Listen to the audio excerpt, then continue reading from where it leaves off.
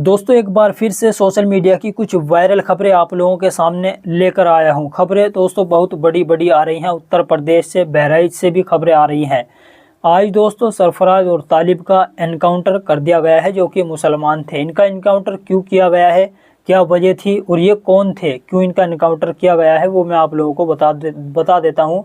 और भी बहुत सारी दोस्तों इस वीडियो में खबरें हैं। आप लोगों से गुजारिश है लास्ट तक इस वीडियो को ज़रूर देखें और इस वीडियो को अभी से लाइक ज़रूर कर दें। दरअसल दोस्तों अभी 2-3 दिन पहले आप लोगों ने वीडियो देखी होगी, जिसमें राम गोपाल मिश्रा, जो कि बहराइच से, उत्तर प्रदेश के बहराइच से वीडियो सामने आई थी। जो राम गोपाल मिश्रा था वो एक घर पर चढ़ा, वहाँ पर चढ़कर जो हरा झंडा यानी इस्लामी झंडा जो लगा हुआ था उसको उखाड़ फेंका और वहाँ पर भगवा झंडा लगा दिया। उनकी जो रेलिंग थी छत की वो भी तोड़ दी गई थी और जिसके बाद उसके 20-25 मिनट के बाद उसकी गोली मारकर हत्या कर दी जाती है राम गोपाल मिश्रा की। अब जिसके घर पर ये चढ़ा था, यानी जहाँ पर इसने इस्लामी झंडा उखाड़ा और वहीं पर भगवा झंडा लगा दिया, उसका जो मालिक है, उस मकान का मालिक है, उसका नाम है अब्दुल हमीद और उनके जो बेटे हैं सरफराज, और भी तालिब भी हैं, और भी कुछ लोगों को दोस्तों पुलिस ने गिरफ्तार कर लिया इस मामले के बाद, जिसके बाद माहौल काफ़ी ज़्यादा वहाँ पर ख़राब हुआ। लेकिन दोस्तों बाद में खबर ये आई कि अब्दुल हामिद और सरफराज और इनके साथ और भी लोग थे, उनको गिरफ्तार कर लिया गया था।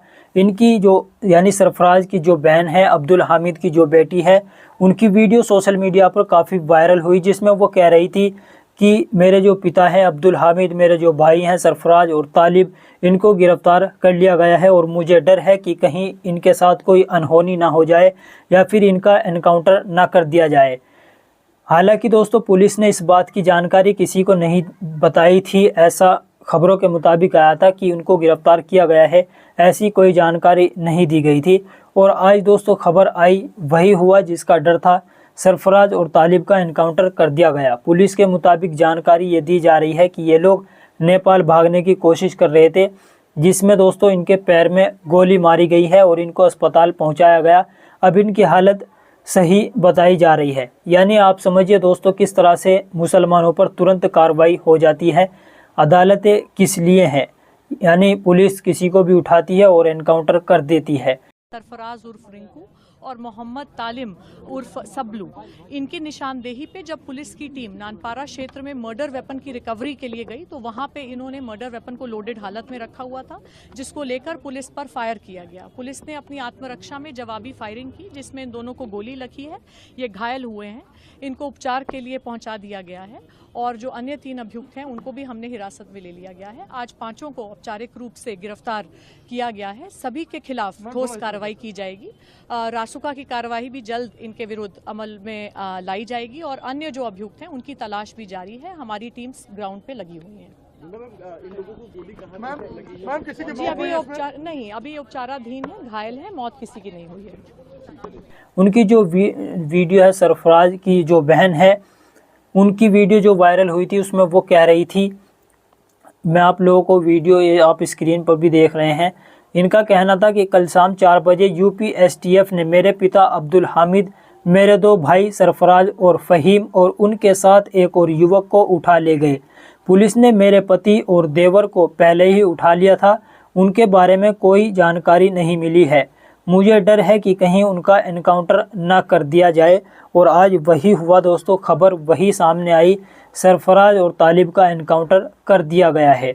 अब आप देखिए दोस्तों उत्तर प्रदेश में चुनाव भी हैं, यानी उपचुनाव नज़दीक आ रहे हैं, शायद अगले महीने में ही चुनाव है और किस तरीके का माहौल दोस्तों बनाया जा रहा है उत्तर प्रदेश के अंदर आप सभी लोग देख ही सकते हैं।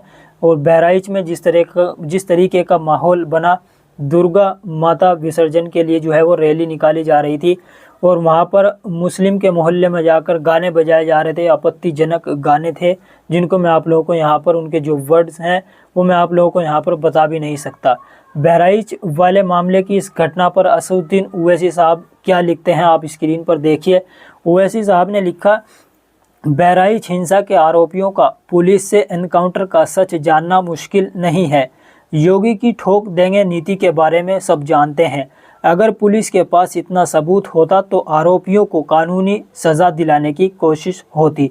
अब दोस्तों जैसे ही ये राम गोपाल मिश्रा की खबर सामने आई तो बहुत सारे हिंदू संगठन के लोग सामने आ गए, मुसलमानों को टारगेट करने लगे और यानी एक तरह से जो दूसरे हिंदू हैं उनको भी भड़काने लगे।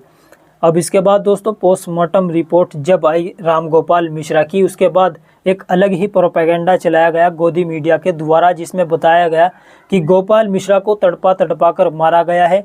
गोपाल मिश्रा के शरीर पर 35 छर्रे लगे थे, 35 छर्रों के निशान पाए गए हैं, तलवारों के निशान पाए गए हैं, उनके नाखून उखाड़ लिए गए थे, यानी उनके नाखून नोच लिए गए थे।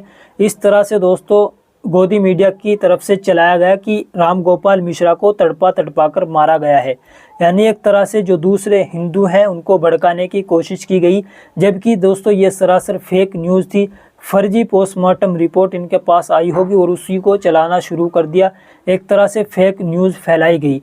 जिसके बाद दोस्तों यानी बहराइच पुलिस की तरफ से खुद जानकारी दी गई है, जो फेक न्यूज़ फैलाई जा रही थी, जो अफवाह फैलाई जा रही थी और लोगों को भड़काया जा रहा था, बहराइच पुलिस ने साफ किया। बहराइच पुलिस की तरफ से एक पोस्टर जारी किया गया जिसमें दोस्तों लिखा गया, आप देख सकते हैं, बहराइच पुलिस की अपील। इन्होंने एक बैनर जारी किया, इसमें लिखा है दिनांक 13/10/2024 को कस्बा महाराजगंज थाना हरदी जनपद बहराइच में घटित घटना में एक हिंदू व्यक्ति की हत्या के संबंध में सोशल मीडिया में सांप्रदायिक सौहार्द को बिगाड़ने के उद्देश्य से भ्रामक सूचना जैसे मृतक को करंट लगाना, तलवार से मारना एवं नाखून उखाड़ना आदि बातें फैलाई जा रही हैं, जिसमें कोई सच्चाई नहीं है। पोस्टमार्टम में मृत्यु का कारण गोली लगने से होना पाया गया है। इस घटना में एक व्यक्ति के अतिरिक्त अन्य किसी की मृत्यु नहीं हुई है।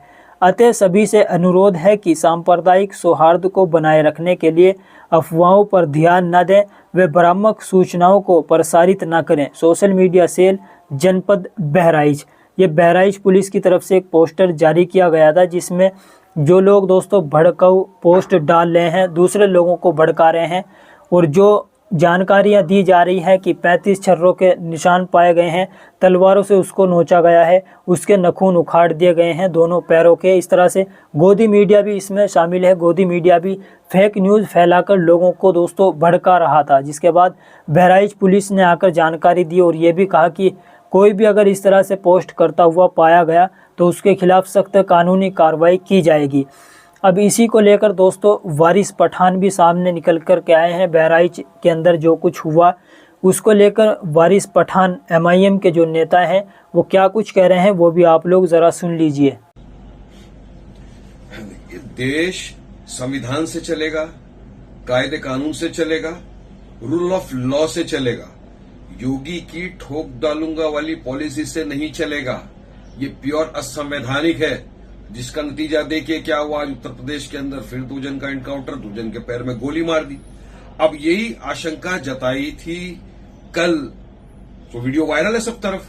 जो रुखसार नाम की एक महिला है, जो सरफराज की बहन है, उसने एक वीडियो निकाला।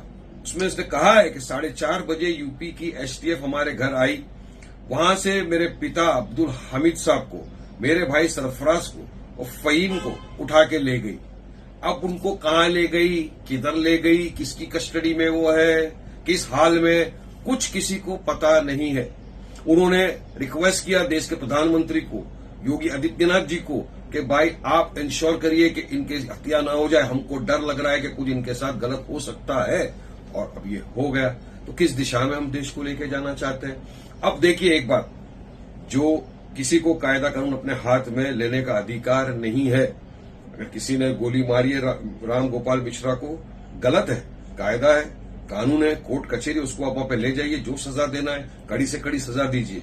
मगर इसका मतलब ये नहीं कि आप कायदे कानून का पालन नहीं करें, अपने हाथ में ले कायदे को। अब उनका आप क्या करेंगे? जो रास्ते पे निकल गए थे डंडा लेकर, लोगों की दुकानों को जला दिया, मकानों को जला दिया, वो भी तो दंगाई थे। उनके खिलाफ क्या कार्रवाई की उत्तर प्रदेश की सरकार ने? क्या उनका भी इसी तरह से पैरों में गोली मारी जाएगी? क्या किया जाएगा उनके साथ? मतलब ये देखा ये जा रहा है कि उत्तर प्रदेश के अंदर कानून व्यवस्था तो एकदम खत्म हो चुकी है, जंगल राज चल गया। जहां पर पुलिस की हिरासत में अतीक अहमद सेफ नहीं, उनको गोली मार के चले जाते हैं, तो किस दिशा में ले जाएंगे? तो हम तो यही सवाल करेंगे कि ये सब चीज जो है एनकाउंटर वगैरह, ये नहीं होना चाहिए। सबको कायदे कानून का पालन करना चाहिए, वरना तो एक दिन आएगा कोर्ट कचहरी सब बंद कर दो, वकीलों को अपने घर पे भेज दो, जो भी पकड़ाया उसको पकड़ के लाइए, उठा के सीधा ठोक डालो, खत्म कर दो किस्से को वहीं पर। ये तो जंगल राज है, बनाना रिपब्लिक है क्या? इसलिए मेरा बोलना है कि देश को संविधान से चलना है और संविधान का पालन सबको करना पड़ेगा। तो दोस्तों सुना आप लोगों ने, और आप लोग ये भी सोच करके देखिए कि मुसलमानों पर कितनी जल्दी कार्रवाई हो जाती है। ये न्यायालय अदालतें किस काम की हैं? मुसलमानों पर दोस्तों तुरंत कार्रवाई हो जाती है। बाबा सिद्दीकी के जो हत्यारे थे, जिन्होंने बाबा सिद्दीकी की गोली मारकर हत्या की, उनका इस तरह से इनकाउंटर नहीं हुआ है। इस पर दोस्तों संजय राउत ने बोल भी दिया है, सोशल मीडिया पर इनका ये पोस्ट है, वायरल हो रहा है। आप देखिए, इन्होंने लिखा है, हिम्मत है तो बाबा सिद्दीकी पर गोली चलाने वालों का एनकाउंटर कीजिए। इसी तरह से बहुत सारे सवाल खड़े किए जा रहे हैं कि आखिर मुसलमानों के ऊपर इस तरह से तुरंत कार्रवाई क्यों हो जाती है। मौलाना अरशद मदनी साहब ने भी बहुत सारे सवाल खड़े किए हैं। बहुत कुछ मौलाना अरशद मदनी ने भी इस चीज़ को लेकर लिखा है, आप स्क्रीन पर देख सकते हैं। मैं आप लोगों को बता देता हूँ। मौलाना अरशद मदनी साहब लिखते हैं, बहराइच में हिंसा के बाद मुसलमानों पर एक तरफा कार्रवाई, लेकिन प्रशासन हिंसक घटनाओं को रोकने में विफल हो रहा है। जिन अपराधियों ने अपनी जिम्मेदारी निभाने में लापरवाही बरती है, उनके खिलाफ कड़ी कानूनी कार्रवाई की जानी चाहिए। रियासती जमीयत उलमा के सेवाकर पीड़ितों की मदद के लिए सक्रिय हैं। गांव में मुस्लिम युवकों की एक तरफा गिरफ्तारियां शुरू हो गई हैं, जबकि एक मुस्लिम के घर में घुसकर उसकी पिटाई करने और घर की छत पर भगवा झंडा फहराने वाले असली अपराधी अभी भी दंगाइयों के मामले सामने आने के बावजूद उत्पात में लगे हुए हैं।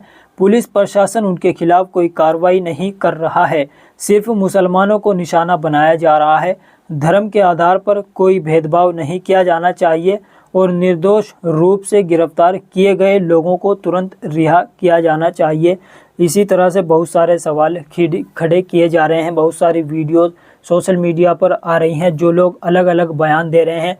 बहुत सारे बड़े बड़े लोग भी दोस्तों इस पर आकर लिख रहे हैं, ये जो इनकाउंटर हुआ है इस पर, ये जो योगी आदित्यनाथ स्टेज पर खड़े होकर धमकाते रहते हैं, लेकिन अगर दोस्तों ये जो प्रशासन है ये वहाँ पर मजबूत होता तो इस तरह का माहौल जो है वहाँ पर ख़राब ना होता। इस तरीके से भी बहुत सारे सवाल खड़े किए जा रहे हैं।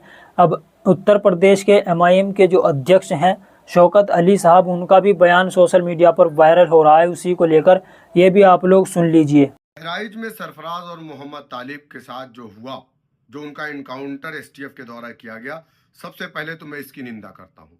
उत्तर प्रदेश के अंदर लगातार ये चीज़ें हो रही है।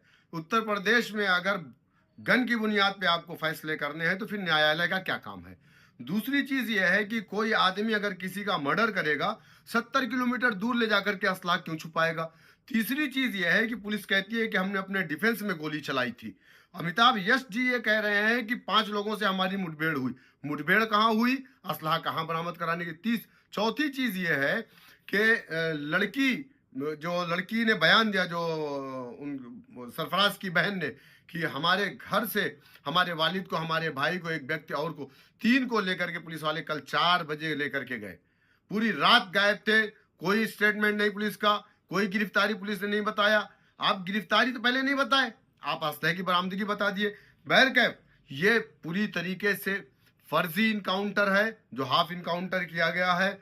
हम लगातार कलीम हाशमी साहब जो उनके वकील हैं, हम उनसे लगातार संपर्क में हैं। और एक आखिरी बात ये पूछना चाहूँगा उत्तर प्रदेश की पुलिस से, योगी आदित्यनाथ जी से, अमिताभ यश जी से और बहराइच पुलिस से, कि जिन लोगों ने इस इंसिडेंट के बाद, जो राम गोपाल मिश्रा के मर्डर के बाद जो हुआ, जो वहाँ पर आगजनी हुई, लोगों के घरों को लूटा गया, मकानों को लूटा गया, लोगों के शोरूम जलाए गए, अस्पताल जलाए गए, उन पर आज भी किसी एक सिंगल व्यक्ति के ऊपर कोई कार्रवाई क्यों नहीं हुई, ये सबसे बड़ा सवाल है।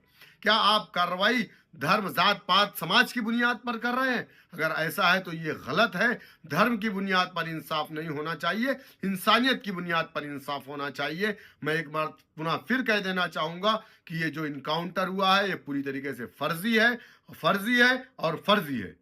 अगली खबर दोस्तों बाबा सिद्दीकी के बेटे जीशान सिद्दीकी को लेकर है। उन्होंने एक्स पर लिखा है, लिखते हैं, मेरे पिता बाबा सिद्दीकी ने गरीब मासूम लोगों की जान और घरों की रक्षा करते हुए अपनी जान गंवा दी। आज मेरा परिवार टूट गया है, हमारे परिवार को न्याय चाहिए। जीशान सिद्दीकी साहब ने ये दोस्तों सोशल मीडिया पर लिखा है। और अगली खबर भी आप लोग देखिए दोस्तों, ट्रेन के हादसे आए दिन देखने को मिलते रहते हैं। कहीं ना कहीं ट्रेन पटरी से उतर जाती है या फिर कोई एक्सीडेंट हो जाता है। अब असम के दिबलोंग स्टेशन पर अगरतला लोकमान्य तिलक एक्सप्रेस की 8 बोगियां जो थी पटरी से उतर गई हैं। बचाव राहत कार्य जो है वो जारी है। आप इन तस्वीरों में देख सकते हैं ये जो 8 बोगियां हैं ट्रेन की वो पटरी से उतर चुकी हैं। इस तरह की जो खबरें हैं वो आए दिन सामने मिलती रहती हैं, आए दिन देखने को मिलती हैं। ये जो ट्रेन हादसे हो रहे हैं ये आए दिन देखने को मिलते रहते हैं। फिलहाल दोस्तों ये कुछ खबरें थी सोशल मीडिया की। आप लोगों की इन खबरों के बारे में क्या राय है? आप लोगों को क्या लगता है दोस्तों? यानी आप लोग ज़रा सोच करके देखिए, कमेंट में भी बताइए, क्या मुसलमानों के ऊपर तुरंत कार्रवाई हो जाती है जबकि ऐसा कोई अपराध करने वाला किसी दूसरे धर्म का होता है तो उस पर कितनी लेट कार्रवाई होती है? हालांकि ये जो कुछ हुआ है बहराइच में, ये जो राम गोपाल मिश्रा को मारा गया है, गोली मारी गई है, जिसने भी मारी है उसके ऊपर सख्त से सख्त कार्रवाई होनी चाहिए। ऐसा नहीं होना चाहिए था। वो भी एक हिंदुस्तानी था और वो भी एक हमारा भाई ही था जिसको गोली मारी गई है। जिसने भी मारी है बहुत गलत किया है, उसके खिलाफ भी दोस्तों सख्त से सख्त कानूनी कार्रवाई होनी चाहिए। आप लोग अपनी राय नीचे कमेंट बॉक्स में ज़रूर बताएं। इस वीडियो को लाइक ज़रूर कर दें। लाइक करने से दोस्तों आप लोगों का कुछ नहीं जाता है, बहुत मेहनत लगती है वीडियो बनाने में। लाइक ज़रूर कर दिया करें वीडियो को, चैनल को भी सब्सक्राइब ज़रूर कर लिया करें।